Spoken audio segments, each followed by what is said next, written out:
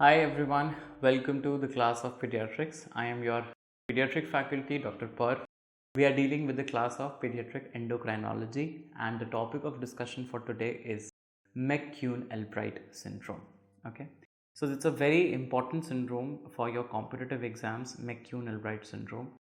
Actually, it's important more theoretically because it's a very rare disease which is seen. So it's a rare disorder which is characterized by a triad of three things. One is called as gonadotropin independent precocious puberty. So the child is going to have precocious puberty, and let me be very clear to you that McCune-Albright syndrome is something which is more commonly seen in females rather than in males. Okay, so just remember it is more commonly seen in females.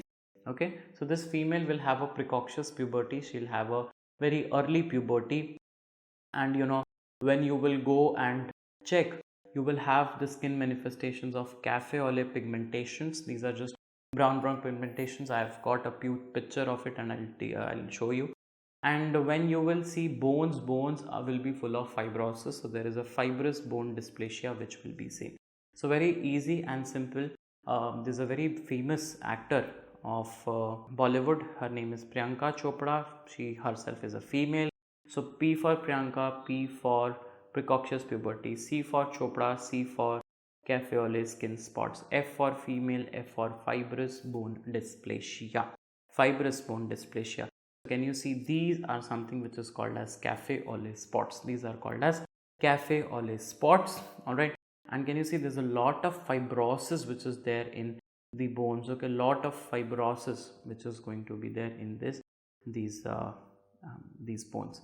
Coming on to what is the cause. So please remember that there is something which is called as G protein.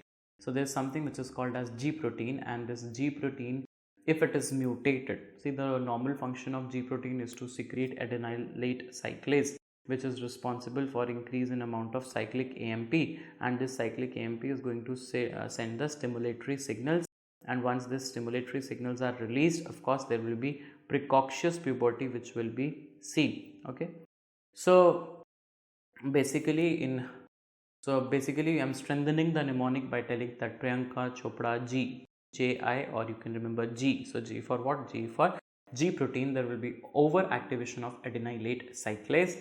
As I've told you that this is seen in more commonly in females rather than males, and this is a very unique feature. So see, of course precocious puberty is going to come, but the puberty is out of order.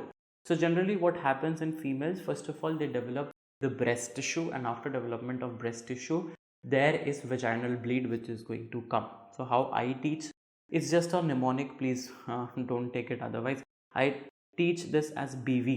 Okay, BV means first of all B comes breast development, then V comes vaginal bleeding. But what happens in McCune-Albright syndrome, since the things are getting reversed, the precocious puberty is coming, the puberty itself is an out of order puberty, and there will be vaginal bleeding which will be coming before the breast development.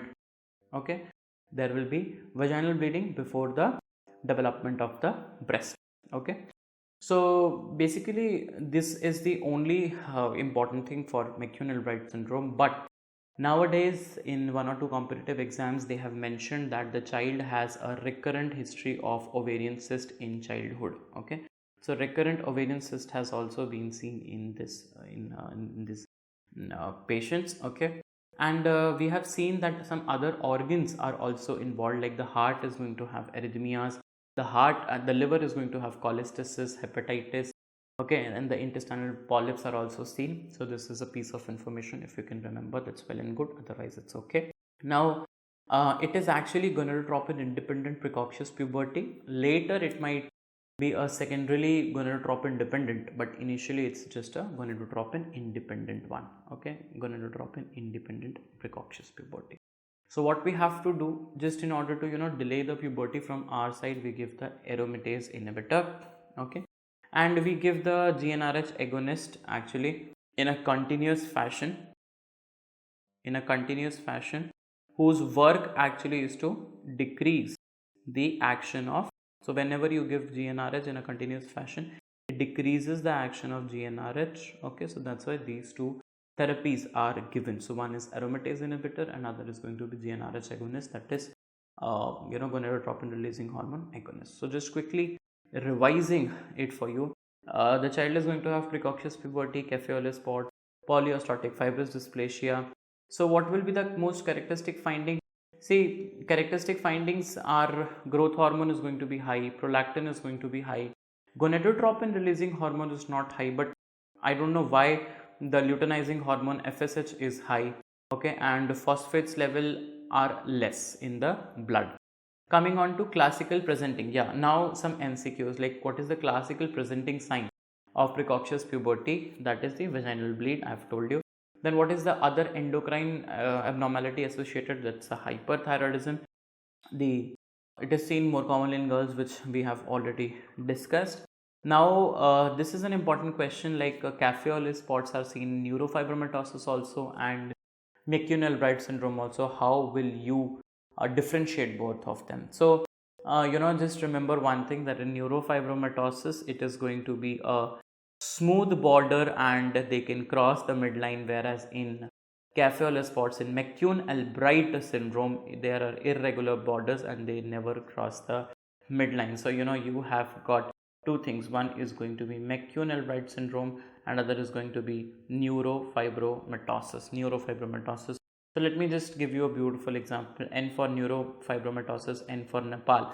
Now India and Nepal are very good friends, so they have got smooth borders. They can cross the midline. Okay, we can cross the midline even without visas. But then coming to another country, I will not mention the name, we can't cross their boundaries, and especially I think we can cross their boundaries.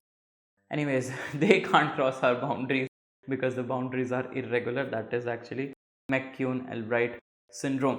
So treatment of choice is nothing but the GnRH agonist, what we give. Okay, gonadotropin releasing hormone agonist, something we give. So that's all about the McCune-Albright syndrome, and thank you so much for watching.